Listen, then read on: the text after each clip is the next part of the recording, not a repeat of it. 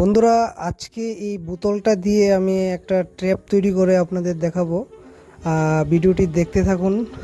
দেখুন, উপকরণগুলো হলো সুতা, ব্লেড, তারপরে গ্যাস লাইট, তারপরে একটি সুচ, এটা ছিদ্র করতে কাজে লাগবে।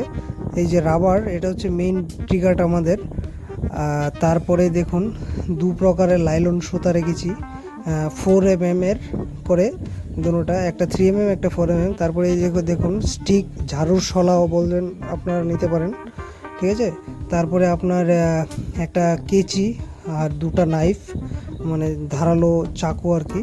তো দেখতে থাকুন ভিডিওটা সম্পূর্ণ, কাটবেন না তাহলে বুঝতে পারবেন না কীরকম। লাস্টে আমি এক্সপ্লেন করে দেখিয়ে দেবো কিভাবে আপনার পাখিটা আটকাবে।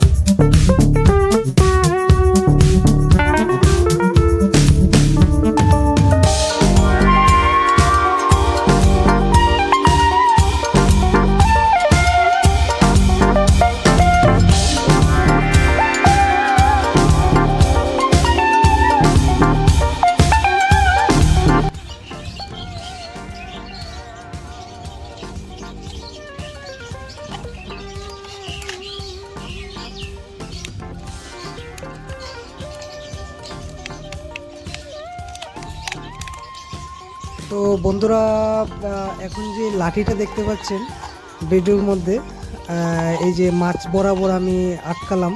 এই যে দেখুন ছোট লাঠিটাকে, এই যে দুটো লাঠি আছে এখানে, একটা হচ্ছে আপনার ভার্টিক্যাল শেপে আর এই যে লম্বাটা হরিজন্টাল শেপে। এই যে দেখুন, যদি কোনো কিছু এটার মধ্যে আমি খাবার দিয়ে দেব, দেখাবো।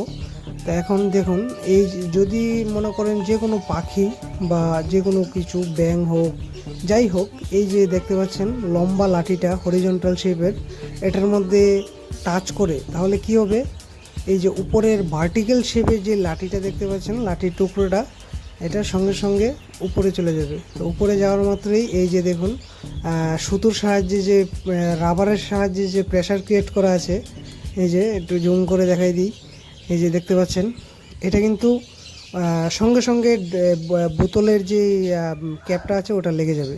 তো এখন দেখুন, খাবার হিসেবে আমি এখানে ঘাস উপর দিয়ে দিলাম, ঠিক আছে। এই যে দেখুন একদম তরতাজা ঘাস উপর, তাহলে কি হবে, জিনিসটা ভিতরে নড়াচড়া যদি করে তো যে কোনো পাখি এটাকে দেখে অ্যাট্রাক্ট হয়ে ভিতরে আসতে যাবে ওটা খাওয়ার জন্য। তো আসা মাত্রই কিন্তু সঙ্গে সঙ্গে ওই যে বললাম, এই লাঠিটার মধ্যে যদি টাচ লাগে তাহলে আটকা পড়ে যাবে, ক্যাপের মুখটা লেগে যাবে, তখন কিন্তু ও আর বেরোতে পারবে না।